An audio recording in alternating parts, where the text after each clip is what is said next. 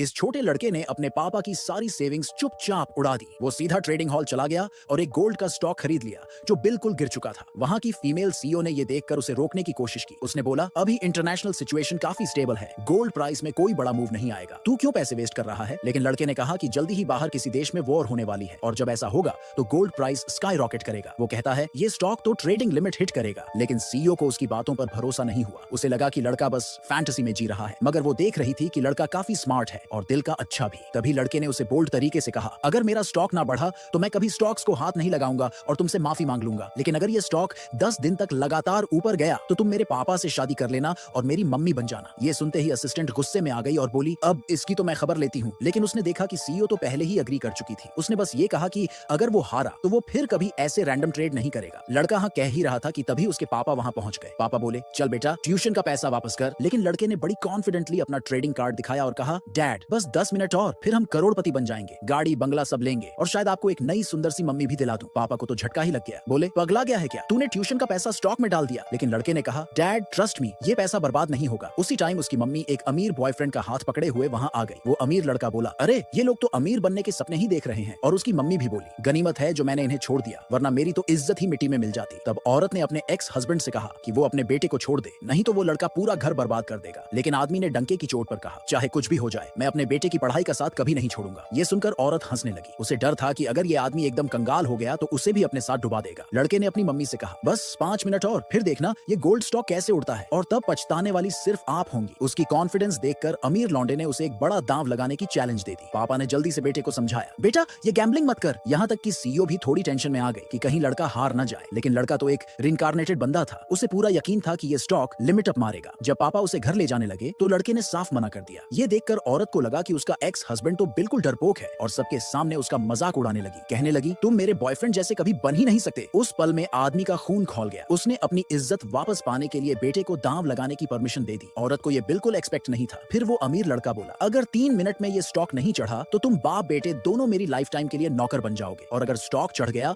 तो मैं और तेरी मम्मी दोनों तुम्हारे सामने घुटनों पर बैठकर माफी मांगेंगे और फिर कभी तुम्हारे सामने नहीं आएंगे। पापा ने देखा कि बेटा कितना कॉन्फिडेंट है तो अब पीछे हटने का कोई ऑप्शन नहीं बचा। सीईओ पहले तो लड़के की मदद करना चाहती थी, पर अब वो खुद अपने फैमिली बिजनेस के लिए अच्छा मैनेजर ढूंढ रही थी। इसलिए वो अपने असिस्टेंट के साथ वहां से निकल गई। धीरे धीरे 2.5 मिनट निकल गए। अमीर लड़के को लगा कि उसकी जीत पक्की है। उसने पापा से कहा, अब तो घुटनों पर आजा और माफी मांग, तेरे बेटे को मैं छोड़ दूंगा। पापा सोचने लगा, काश बेटा पढ़ाई पर फोकस करता तो शायद ये सब ना होता। और जैसे ही वो घुटनों पर बैठने ही वाला था, उसी वक्त ठीक 3 मिनट पर ट्रेडिंग हॉल से अनाउंसमेंट हुई, स्टॉक सर्ज कर गया है। पूरा हॉल सन्न रह गया। किसी ने नहीं सोचा था कि छोटा लड़का वाकई ये बाजी जीत जाएगा।